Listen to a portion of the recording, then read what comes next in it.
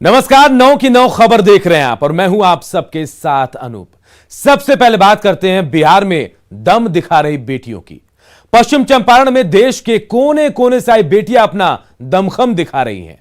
रक्षाबंधन के बाद से दंगल की जो शुरुआत हुई वो आज भी लगातार जारी है। जिले में कई जगहों पर दंगल का बड़ा आयोजन किया जा रहा है और इसमें देश के कई हिस्सों से आई बेटियां हिस्सा ले रही हैं। ये अपना दमखम यहां दिखा रही हैं। 3 दिन पहले भी मझौलिया प्रखंड क्षेत्र के माधोपुर में ऐसा ही आयोजन हुआ था और अब मझौलिया प्रखंड क्षेत्र के रुल्ही में भी कुछ ऐसा ही नजारा देखने को मिला। यहां कुश्ती के रिंग में बेटियां अपनी ताकत, हुनर और हौसले का लोहा मनवा रही हैं। रुल्ही में आयोजित दंगल में इलाहाबाद, बनारस, गाजीपुर, दिल्ली के अलावा देश के कई हिस्से से लड़कियां प्रतिभागी बन रही हैं। दंगल में भाग लेने पहुंची लड़कियों ने कहा कि वो चाहती हैं कि उनकी तरह देश के हर घर की बेटी अपनी ताकत को पहचाने और जिस क्षेत्र में भी जाना चाहती है उस क्षेत्र में बढ़ चढ़कर हिस्सा ले, अपने सपनों को पूरा करे।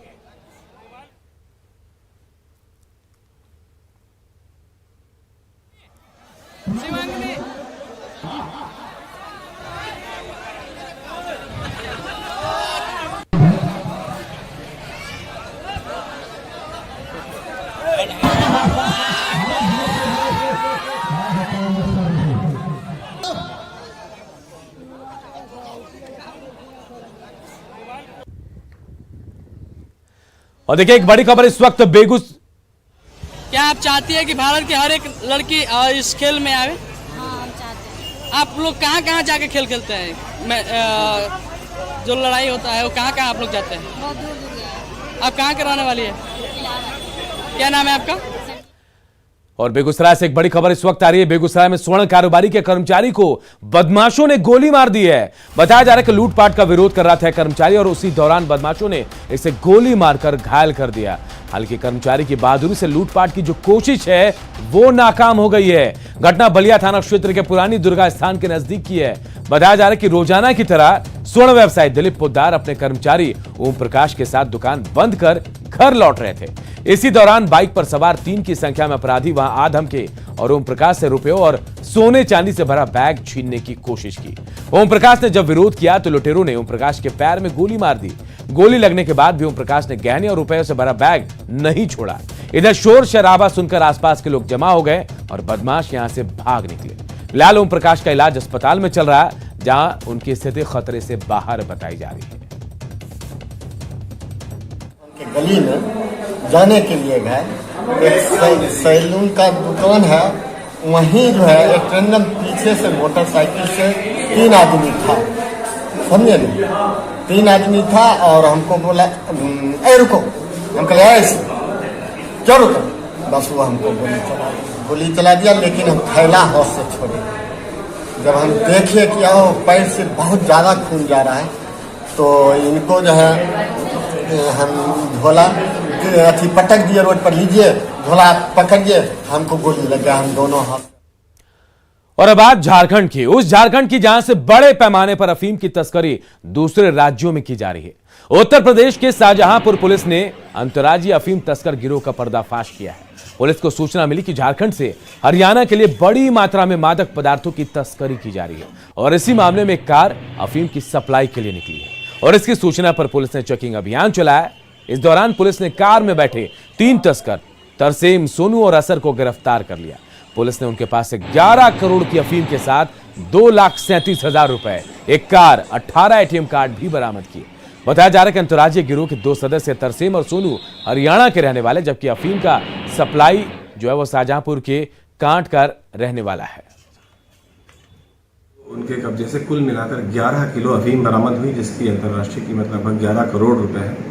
एक वरना गाड़ी से ये दोनों आ रहे थे, जिनके नाम तरसेम और सोनू है। यह है कि ये जो अफीम है वो झारखंड से लाई गई है और ये हरियाणा में इसकी आपूर्ति होनी है।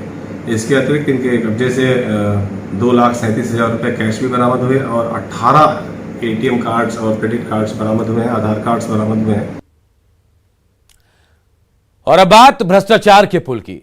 जोरदार बारिश से लोगों की जहां परेशानी बढ़ गई तो वहीं आफत की इस बारिश ने भ्रष्टाचार की पोल भी खोलकर रख दी है। रांची में कांची नदी पर बने पुल का एक और हिस्सा गिर गया है और भ्रष्टाचार की पोल एक बार फिर खुल गई है।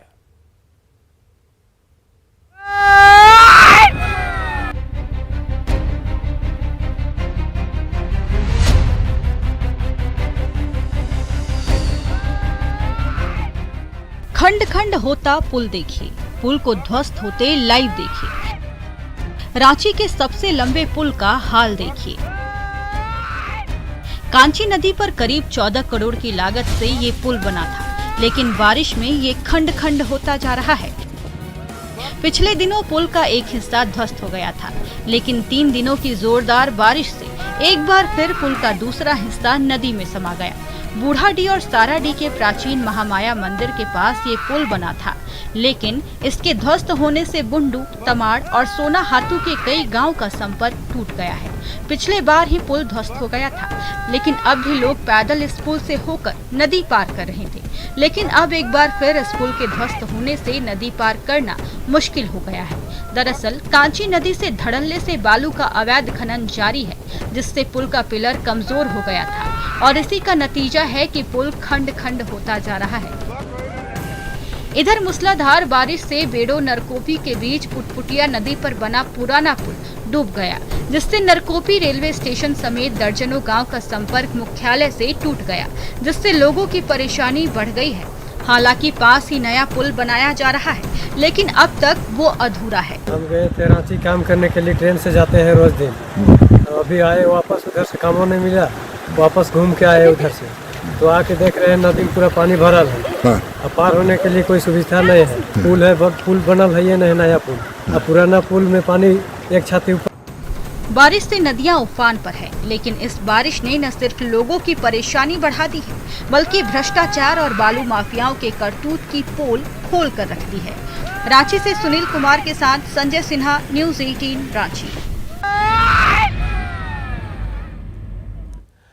और बिहार में प्रधानमंत्री नरेंद्र मोदी के जन्मदिन को ऐतिहासिक बनाने की तैयारी चल रही है। एक तरफ सरकार की ओर से मेगा वैक्सीनेशन का लक्ष्य रखा गया है, तो दूसरी ओर बीजेपी की तरफ से पीएम मोदी के जन्मदिन पर 20 दिनों का नॉन स्टॉप कार्यक्रम भी रखा गया है।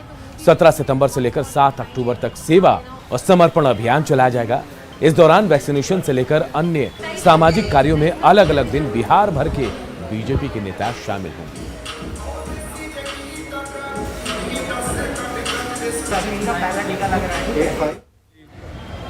का 17 सितंबर को जन्मदिन है और हम सबों के लिए बड़ा हर्ष का विषय है कि भारत के यशस्वी प्रधानमंत्री ने जिस प्रकार से भारत के आम लोगों तक टीका पहुंचाने का काम किया, यह पूरे विश्व का एक ऐतिहासिक क्षण है या एक बड़ा कदम है।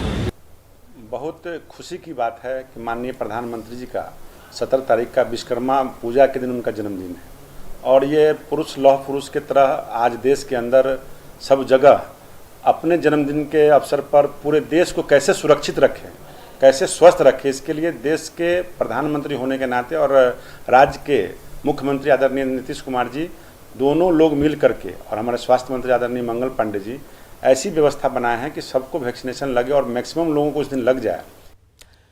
तो 17 सितंबर को पीएम मोदी का जन्मदिन है और पीएम मोदी के जन्मदिन के मौके पर बिहार में विशेष टीकाकरण अभियान चलाया जाएगा। इसके लिए राज्य भर में 15,000 टीकाकरण केंद्र बनाए गए हैं। देश के सम्मानीय प्रधानमंत्री श्री नरेंद्र मोदी जी का जन्मदिन है और उनके जन्मदिन के दिन पूर्व के वर्षों में भी सेवा कार्य हुए हैं।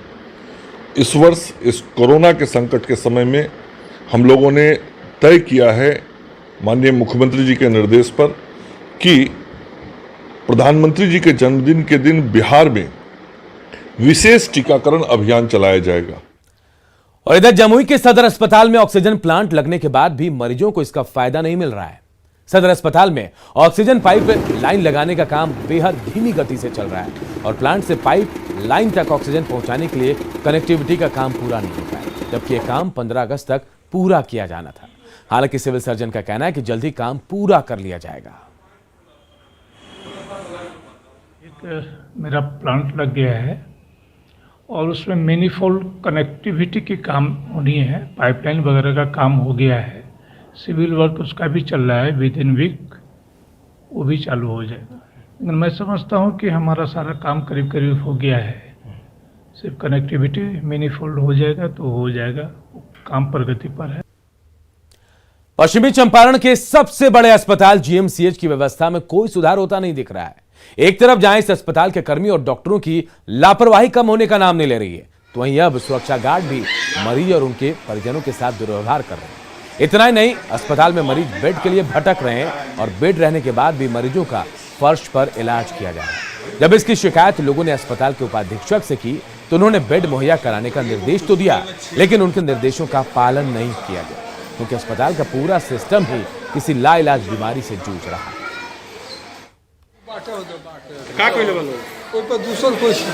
सुता दिए घर कहाँ रखी थी? बीबी बन कटवा के सुता दिले बा ओया नहीं रुआ आज खाना मत खा के सर पी के आई रहे गार्ड रहले हां ठठात माथ फुटत रहले पेट पर ठठात रहले खेदत रहले। जन अधिकार पार्टी के युवा अध्यक्ष को गोली मारे जाने के मामले में पटना पुलिस ने 4 लोगों को गिरफ्तार किया। गिरफ्तार लोगों में नेता का भाई भी शामिल है। जमीन विवाद में भाई ने भाई पर हमला करवाया। गिरफ्तार अपराधियों में एक मंजीत सिंह उर्फ ऋषि सरदार पटना का एक कुख्यात अपराधी है। इसने कई बड़ी वारदातों को अंजाम भी दिया है। 12 तारीख की गाड़ी से ही हो गई। साजिशकर्ता मेन तो माना जाएगा शेखर जो उसका भाई है, और चूंकि राहुल अनिल सिंह है ना, अनिल सिंह का जो ड्राइवर है राहुल है, वो भी अपराधी है। तो राहुल और शेखर दोस्त है, तो ये लोग मिलकर साजिश किए हैं। और अगली खबर बगहा से है, जहां रामनगर में एक तालाब से मगरमच्छ पकड़ा गया है। मगरमच्छ की लंबाई 8 फीट से ज्यादा है और ये मगरमच्छ मछली पकड़ के तालाब में रह रहा था। ग्रामीणों ने वन विभाग को इसकी सूचना दी, लेकिन विभाग की ओर से कोई कार्रवाई नहीं की गई। थकार कर ग्रामीणों ने खुद मगरमच्छ को पकड़ने की ठानी और कड़ी मशक्कत और जान पर खेलकर ग्रामीणों ने मगरमच्छ को पकड़ लिया और वन विभाग को सौंप दिया। ग्रामीणों का कहना है कि तालाब में अब भी 2 मगरमच्छ और हैं जो छिपे हुए हैं।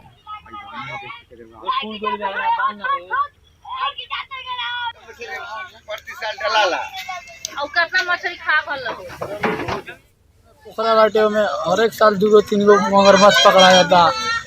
रेंज ऑफिस में 2 महीना पहले से हमने के इति कहले बाइन खबर केहू भी पकड़े नहीं क्या होते, वो पकड़ ले बाइन गाँव वाला का मदद के लिए तो आके रेंज ऑफिस वाला पकड़ के ले जाता और छोड़ा ले जाता। रोसड़ा कोर्ट ने पत्रकार विकास रंजन हत्याकांड में सभी 14 आरोपियों को दोषी करार दिया है और इनकी सजा पर अब 22 सितंबर को अहम सुनवाई भी होगी। विकास रंजन की हत्या 25 नवंबर 2008 को हुई थी। विकास अपने ऑफिस से घर जा रहे थे और इसी दौरान अपराधियों ने उन्हें गोली मार दी थी। विकास रंजन के पिता ने कोर्ट के फैसले पर खुशी जताई है। वहीं बचाव पक्ष के वकील ने बताया कि सजा के बिंदु पर सुनवाई के बाद वो हाईकोर्ट में अपील करेंगे। के बिंदु पर 22 को सुनवाई है और न्यायालय के निर्णय आने के बाद कॉपी प्राप्त करने के बाद हम माननीय उच्च न्यायालय में सभी तथ्यों को रखेंगे। हमको भी न्याय मिला है और आगे भी न्याय की प्रक्रिया का हम उम्मीद करते हैं हमको न्याय मिलेगा। न्याय पर हमको पूरा भरोसा है। हाँ, न्याय से हम पूरा संतुष्ट और आगे भी न्याय की प्रक्रिया के लिए हम संभावना का हम उम्मीद करते हैं हमको न्याय मिलेगा। इधर पटना के एनएमसीएच में बड़ी संख्या में बच्चे भर्ती हो रहे हैं और ज्यादातर बच्चे वायरल फ्लू और निमोनिया से पीड़ित हैं। शिशु रोग विभाग में 75 बच्चे भर्ती हैं, इनमें से 23 बच्चे निमोनिया से पीड़ित हैं। बताया जा रहा है कि अस्पताल में दवा की भी काफी किल्लत है। हालांकि अधीक्षक जो है दवा की किल्लत से वो इनकार कर रहे हैं। उनका कहना है कि ये गलत बात है। दवा यहाँ उपलब्ध नहीं है, कुछ भी नहीं। हमेशा बोलते हैं कि बाहर से लाओ, यहाँ उपलब्ध नहीं है। टिक आउट कर देते हैं, बाहर से लाओ, कुछ नहीं मिल पाता। मैक्सिमम जो दवाई है वो उपलब्ध है। परसों भी 4 ट्रक दवा आया था, कल भी 1 ट्रक दवा आई है और निमोनिया के इलाज के लिए जितनी भी आवश्यक दवाई है सभी के सभी उपलब्ध हैं और इसके लिए कोई चिंता करने की बात नहीं है। बिहार में पंचायत चुनाव की सरगर्मी बढ़ गई है। पंचायत चुनाव में प्रचार के अलग अलग रंग भी देखने को मिल रहे हैं। कार और बाइक के काफिले के साथ प्रत्याशी अपना अपना प्रचार कर रहे हैं। सासाराम में चुनाव प्रचार से जुड़ी हमारी ये रिपोर्ट देखिए हमारे सहयोगी आनंद अमृतराज की। बिहार में पंचायत चुनाव हो रहा है और उसके रंग को देखिए। हम आपको एक तस्वीर दिखा रहे हैं। इस वक्त हम आपको सासाराम की एक तस्वीर दिखा रहे हैं और पंचायत प्रतिनिधि चुनाव लड़ने के लिए जब मैदान में उतरते हैं तो अमूमन ऐसी तस्वीर विधानसभा चुनाव या लोकसभा चुनाव में देखा जाता है। और लंबी कतार, आप गाड़ियों के लंबी कतार को देखिए और समझ में नहीं आ रहा। हम लोगों ने इतना चुनाव कवर किया लेकिन पंचायत चुनाव में इस कदर तैयारी हमने कभी नहीं देखी है। और जाहिर सी बात है इस बार का पंचायत चुनाव बेहद खास होने वाला है और यही वजह है कि हर उम्मीदवार की पूरी कोशिश है कि इस बार चुनाव में जीते। मैडम क्या नाम हुआ आपका? दिव्या भारती। आप किस पद के लिए खड़ी हुई हैं? पंचायत समिति। अच्छा, ये कितना, ये पूरे आपके समर्थक लोग हैं? ये कतार समर्थक लोग नहीं है, ये सब अन्य लोग हैं, ग्रामीण जनता है, उत्साह में आ गए हैं। अच्छा, कोई कुछ भी नहीं है, बस हम लोग इसी प्रत्याशी की ही गाड़ी है, एक प्रत्याशी की गाड़ी है, बाकी किसी अन्य की गाड़ी है। कोई वार्ड सदस्य में लड़ रहा है, कोई पंच में लड़ रहा है, ठीक है, और किसी की समर्थकों के कोई भीड़ नहीं है? कोई समर्थकों की भीड़ नहीं है। पंचायत चुनाव में एक पंच सदस्य, एक वार्ड सदस्य, कम से कम 20-20 लोग खड़े होते हैं और वो वही नुनी लोगों की कतार है, बस समर्थकों की कतार नहीं। तो देखिए, हम और आपको तस्वीर तो भले समर्थक कुछ न बोले, लेकिन आप तस्वीर देखिए। मैडम, कितना उत्साह है पंचायत चुनाव को लेकर? बहुत उत्साह है, बहुत ज़्यादा मैं खुश हूँ। तो देखिए, अब समझिए, चूंकि चुनाव आयोग की भी नज़र है, इसी वजह से कोई कुछ बोलना नहीं चाहता, लेकिन समर्थकों की भीड़ देखिए, लंबी कतार है। पीछे देखिए, हम और आपको दिखा रहे हैं, बाइक से जो समर्थक है वो प्रचार कर रहे हैं, गाड़ियों में भरे हुए हैं। तो ये अमूमन तस्वीर बिहार विधानसभा का चुनाव हो या फिर लोकसभा का चुनाव हो, उसमें दिखता है, लेकिन इस वक्त जो हम तस्वीर देख रहे हैं ये पंचायत चुनाव की तस्वीर है। और जाहिर सी बात है, इस बार का पंचायत चुनाव बेहद अहम हो गया है और यही वजह है कि हर जो प्रत्याशी हैं वो प्रचार कर रहे हैं, पूरा जी जान लगा दिया है। और ऐसे ही तस्वीर इस वक्त बिहार के हर जिले में आपको नजर आएगी जहां पे पंचायत चुनाव हो रहा है। तो ये कुछ तस्वीर है, कुछ रंग है पंचायत चुनाव की, जो ग्रामीण इलाकों में देखने को जबरदस्त रूप से मिल रहा है। कैमरामैन दीपक के साथ आनंद अमित राज, न्यूज 18 नेटवर्क, सासाराम। सिमडेगा के एस्ट्रोटर्फ स्टेडियम में 20 अक्टूबर से 11वीं जूनियर नेशनल महिला हॉकी चैंपियनशिप का आयोजन होगा और इसकी घोषणा हॉकी इंडिया के द्वारा कर दी गई। झारखंड टीम के 22 खिलाड़ी चैंपियनशिप को लेकर तैयारी कर रहे हैं। मार्च में सब जूनियर महिला टीम उपविजेता बनी थी। एस्ट्रोटर्फ स्टेडियम में तैयारियों का जायजा लिया हमारे सहयोगी श्रीराम ने। दिखा रहे हैं कि झारखंड की जो जूनियर टीम है, महिला टीम है, वो अभ्यास कर रही है। देखिए, मैदान एस्ट्रोटर्फ सिमडेगा में अभ्यास ये लोग का हो रहा है और ये पूरी तैयारी में है कि आने वाले 20 अक्टूबर से जो मैच आयोजन होगा जूनियर का नेशनल प्रतियोगिता सिमडेगा में इसी एस्ट्रोटर्फ पर होना है। आप यही बच्चियों को देखेंगे खेलते हुए झारखंड की टीम से। और झारखंड टीम मजबूत हो उसके लिए 2 कोच लगे हुए हैं, एक तारनी कुमारी लगी हुई है, एक प्रतिमा बारवा लगी हुई हैं, ताकि टीम मजबूत बने और मजबूती के साथ खेले और झारखंड विजयी हो। पिछली बार सब जूनियर में हम उपविजेता हुए थे, जिसका मलाल हमें है और इस बार उसे पूरा करने के लिए दिन रात लगे हुए हैं खिलाड़ी। अभी तो है हमारे पास 22 बच्चे कैंप वाले, उसके बाद 18 का सिलेक्शन होगा। सिलेक्शन भी हो चुका है क्योंकि ये गेम पहले ही होना था, लेकिन कोरोना के वजह से ये कैंसिल हुआ था। तो टीम सिलेक्शन करने की ज़रूरत नहीं है, जो टीम है उसी को हमें अच्छा कराना है। अपने घर का जो वातावरण मिलेगा खिलाड़ियों का, उसका लाभ जरूर मिलेगा और झारखंड की टीम जरूर जीतेगी। न्यूज 18 के लिए सिमडेगा से श्रीराम। कोविड संक्रमण के चलते रांची नगर निगम को पिछले 2 सालों से राजस्व की हानि हो रही है। निगम को हुए घाटे का आलम यह है कि पिछले साल 1 अरब 18 करोड़ से ज्यादा का नुकसान हुआ और इस साल भी कुछ ऐसे ही हालात हैं।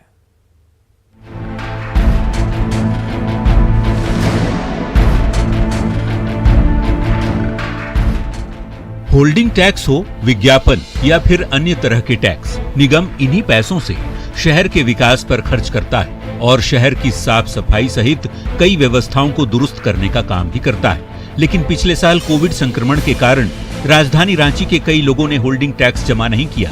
निगम को पिछले साल कोविड के चलते अतिरिक्त खर्च भी उठाना पड़ा। पार्क से होने वाली कमाई हो या फिर होर्डिंग सहित अन्य कमाई के जरिए सभी पर एक साथ मार पड़ी है और जिसके चलते रांची नगर निगम को परेशानियों का सामना करना पड़ रहा है। देखिए, होल्डिंग टैक्स की अगर हम बात करते हैं तो लगभग 50,000 होल्डर ने इस अभी तक पेमेंट नहीं किया है। उसी तरह मार्केट सेक्शन में भी हम लोगों को काफ़ी राजस्व की हानि हुई है। जितने भी एडवर्टाइज़र हुआ करते, जो एजेंसी एडवर्टाइज़र से हम लोग को मिलते थे, वो नहीं हो पा रहा है। बंदोबस्ती में लोग इंटरेस्टेड नहीं दिखा रहे हैं, जिसके कारण हम लोग को काफ़ी राजस्व की क्षति हुई है। बात यदि रांची नगर निगम के घाटे की करें तो 2020-21 निगम की आमदनी 15 अरब 27 करोड़ 30 लाख 67,080 रुपये थी, जबकि खर्च 16 अरब 45 करोड़ 30 लाख 98,454 रुपये का था। तो वहीं साल 2021-22 में अनुमानित आमदनी 18 अरब 60 करोड़ रुपया आंकी गई है, जबकि विभिन्न मदों में निगम का खर्च 17 अरब 31 करोड़ रुपये आंका गया है। निगम की आमदनी का पेंच 47,000 होल्डिंग टैक्स पेयर के पेमेंट नहीं करने से फंसा हुआ है। वहीं इस मामले में रांची के उप महापौर का कहना है कि उन्होंने लोगों से अपील की है कि वो होल्डिंग टैक्स का भुगतान जरूर करें ताकि निगम लोगों को बेहतर सुविधा मुहैया करा सके। आम लोगों से भी अपील यही करते हैं, पिछले बार भी किया था, मैंने सरकार से भी अपील की थी कि कोविड के कुछ दिनों का मोहलत या डिस्काउंट लोगों को राहत पहुंचाने के लिए देना चाहिए, लेकिन सरकार ने अभी तक ये निर्णय नहीं लिया है। लेकिन नहीं लिया है तो आम लोगों को होल्डिंग टैक्स जमा करने की अपील मैंने पहले भी की थी, अभी भी किया है। रांची नगर निगम इस साल फिर इस बात से परेशान है कि यदि कोविड की तीसरी लहर ने दस्तक दे दी तो इस वर्ष भी उसका वित्तीय घाटा बढ़ जाएगा और ऐसे में शहर के विकास कार्य बुरी तरह से प्रभावित हो सकते हैं। न्यूज़ 18 के लिए रांची से ओम प्रकाश की रिपोर्ट।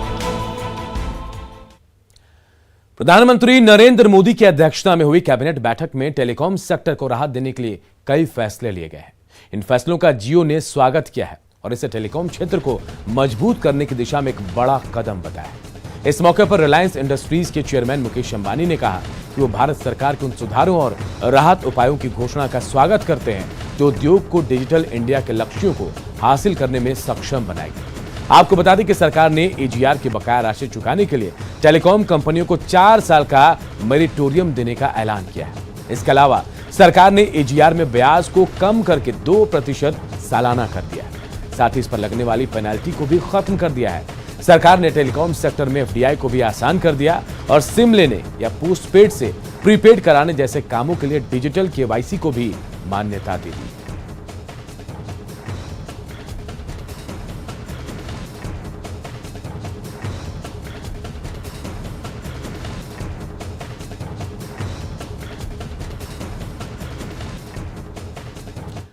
और इस बुलेटिन में